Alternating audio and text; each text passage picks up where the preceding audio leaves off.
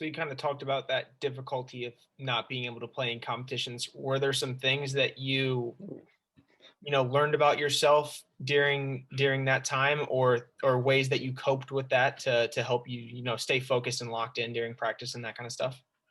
Yeah, it's hard kind of being removed from it now, and like obviously I left, so it wasn't maybe like I didn't grind it out as much as I should have. Um, I think it's all just about just your willingness to kind of keep in that grind despite not playing, because I think that is kind of what I realized with myself is like I do truly enjoy training. Like I being removed from college athletics now, like I would it's not just playing that I miss. Like I do miss going out and like the daily grind of trying to be better, trying to always be sharp and be fit and things. So I definitely, it's not to say that I didn't enjoy training, but definitely like you learn that playing is a big part of like your motivation to prepare. So I just quickly realized that like that was difficult, and ultimately like it can make you lose your love for the game a little bit. And I think I was getting to that point as well, to where it was just hard to be motivated knowing that you're not playing each week. And like the other thing too is obviously as like a redshirt, you're not going to travel because I mean, it just doesn't really make sense to bring a player that won't play. Like it just not economical. It doesn't make sense. So a lot of guys like had really cool opportunities to travel. We had some teams, like we had a team in Colorado. There were teams, we played like a preseason tournament in Texas and like things like that. So like those guys are getting class off, they're traveling, and like you're stuck at home, and then they get back and they're talking about like their experiences and how the games went, and you're like training, and so it can just be kind of difficult. So that's like one of those things that you need to consider before you make that decision to go to a school where you are going to sit for a little bit, and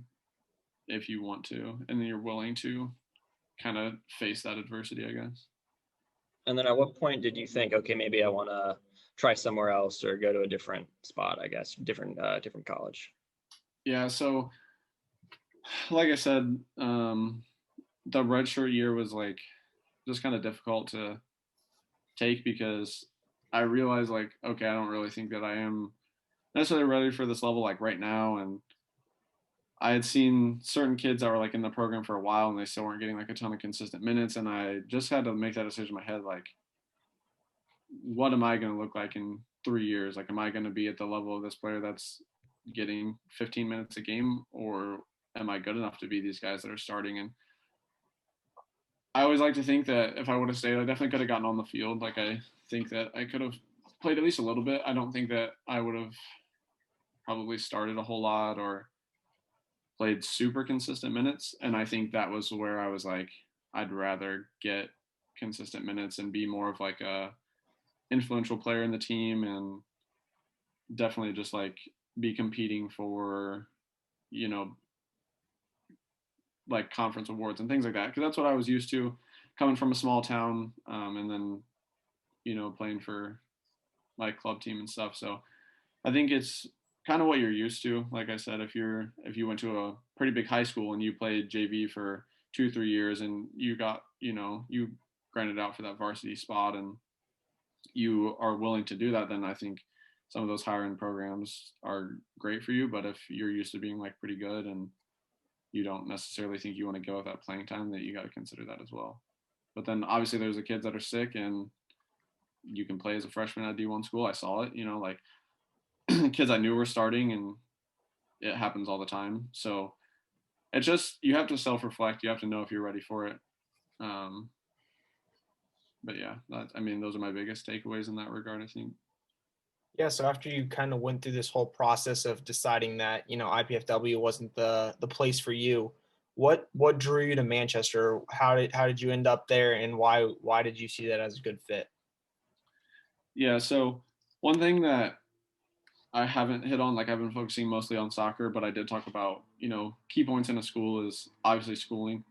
So I was like the first one of any of my siblings to go to college. So I was unprepared to be doing college visits. My parents were pretty unprepared. So didn't have the necessarily the best ideas in mind on how it all should work or what it should look like. And a lot of it was soccer based and like pretty recruiting heavy. It was just like, I knew that that was going to be a big part of it. And I was like, these colleges, like, they're meant to provide an education, so like they're going to be good at that regardless. So I did overlook that to a degree. So basically, I researched like IPFW online, and I had visited because I was just familiar with the campus because it was local, and I'd been there like on high school trips.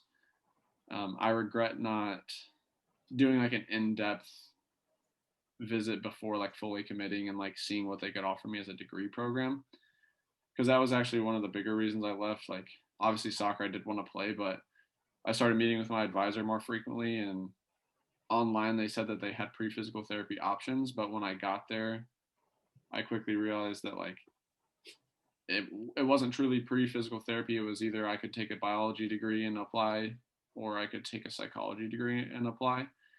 And I knew that there were other schools that had like exercise science, and I didn't really know what exercise science was at the time coming out of high school. Um, so that kind of limited me, like I said, just being like that first person to do that. Like, my parents had gone to college, but it'd been a while since, things were different. So that was a thing. And so that kind of led me into how I would look at other schools, because I had that experience under my belt at this point. I had the recruiting experience. I had like the college experience of, knowing what you need out of a program. So that was when I looked around, and like I said, I knew I still kind of wanted to stay local. So there were still some old schools that I had interest in before. But Manchester was a great choice for me because it did have exercise science. So I knew that that specifically would provide me a very direct route and the most common route to go into PT school. And so I made sure that I met with a specific like faculty in the program at that point, just to talk through options. Have you had PT students before? What's that look like? And they were just really equipped to answer those questions. So I knew that that was a good choice, and that academic checkbox or check mark or whatever could be completed. So felt comfortable there. And then kind of going back to just playing club if it is an option for you, and having those means. Coach Corey, I'd known him for a long time. He, during his time at Manchester, traveled to my middle school and was my coach, and then ended up being my coach when I was in high school playing club. So I was just very comfortable with him, and kind of comfortable with his system and what he was trying to strive for in his program.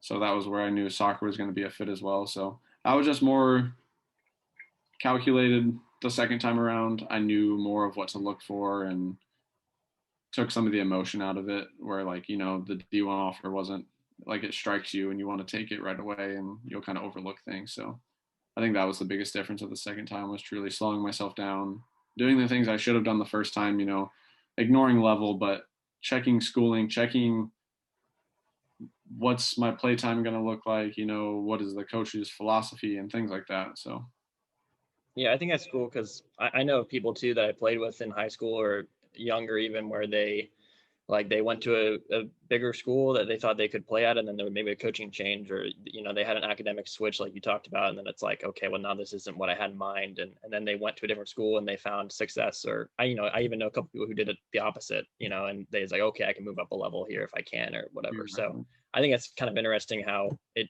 I think there's a conception sometimes that like you're going to go to the school and then it's going to like work for you right away, and then like maybe that's just not like right for some people. So but so like you talked about changing, what was like the big switch between D1 and like D3 then, in terms of like just time devoted towards soccer and just everything around the college experience? Yeah.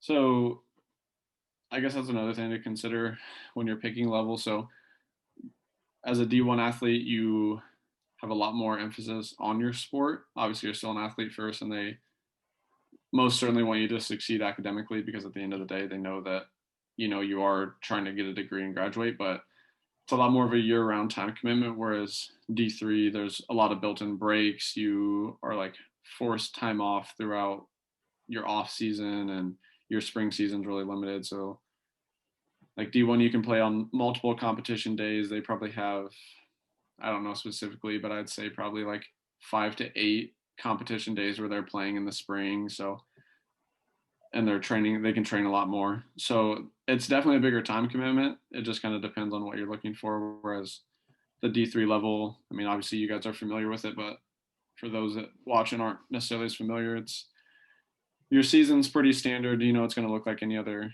college's season where you're training 5-6 days a week and you have games twice a week. But when your off season hits, I mean, we had like mandatory breaks, and when we got back to spring season, you're only training a couple days a week. You only get one competition day, so you try to squeeze in, some combination of 2 or 3 games and get a bunch of guys rotated in. So it just kind of depends. I found that the level worked for me because being, a student that's trying to strive for a solid GPA, get good extracurriculars in, and just be involved. That way I'm a solid applicant for graduate school. It was nice to have some time off, but as a soccer player that is interested in playing as much as possible, it was kind of a bummer at times to not be able to be as involved with the team and things like that. So just always something to consider there as well. Do you feel like you're going to have a more labor intensive curriculum, or you're going to want to go to a level where you might not have as much time commitment in your sport, or do you feel that you can manage your time pretty well and kind of grind out both of them at the same time? So Yeah, you mentioned academics was a major influencing factor in your decision to come to Manchester. What are the differences in terms of like classes that you noticed from the D1 level to maybe the D3, a bigger school transferring to a smaller school? What did you like? What didn't you like?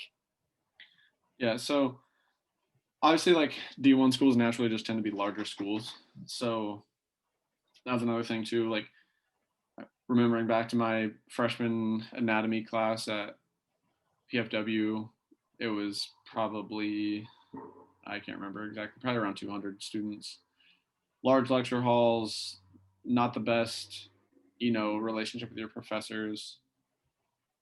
It's just difficult to kind of get those smaller class sizes at such a large university. So, but then coming to Manchester with, small liberal arts school, private education, you just get a lot more consistency for one in professors. Like there are professors that I would have throughout multiple classes, smaller course sizes. You see them around, and there's less students for them to get to know. So they're gonna know you. They're gonna take an interest in your life as a whole. I had professors that were involved. That they're always asking me about, oh, saw the game last night. Like they would come to games, or they would ask about the games, or any degree like that where they know you better. So that was a nice touch as well, where you can kind of get help, if you are going to be traveling. Obviously at PFW, there's students everywhere, so they still work with you. They'll let you travel, but it was a lot more formal. Like you had to have all these sheets filled out. Your professor had to know, like within the first week of class, like all the dates you were going to miss, if you need to reschedule anything. Obviously, it was important to do the same thing at Manchester, but with it being a professor that you probably have had before or have a pretty good relationship with, if you forgot to, bring it up like, oh, hey, forgot we're traveling next Wednesday. We have this assignment due. Is it all right if I get it to you beforehand or after? And so that was a little easier, that communication aspect. And just, I think class size was a big thing, and those personal connections with kind of your advisor and your faculty in general. And then from like a soccer standpoint, did you like what was the big difference you noticed there? Like I imagine the speed of play was a lot quicker where you were, and like maybe athleticism too, just from people just athletic freaks. That those are the first two things that came to my mind that might be a big difference. Yeah, those are definitely probably the two biggest points.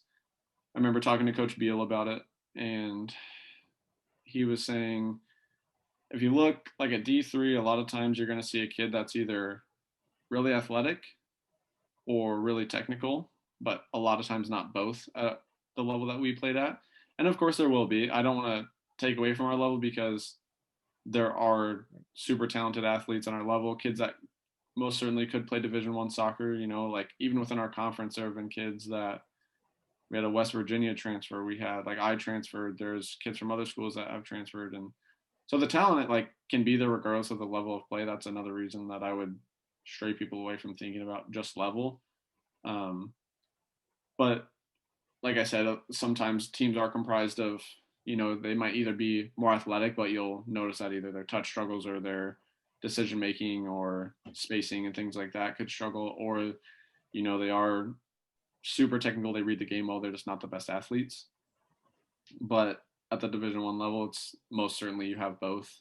You know, like I think about most of our players, tall, built, fast, read the game super well, super technical. Like they're very complete soccer players just in general. So speed of play is very fast. Like your expectations are just higher. Like your passing has to be sharper. You have to make the decision quicker. You have to just be more accurate on multiple things. And so, yeah, it's just kind of the natural progression through higher ranks that you would expect. Like you guys have already kind of touched on, people are going to be more fit. They're going to be quicker and make better decisions. So, yeah, definitely kind of what you mentioned were the biggest things that I noticed as well.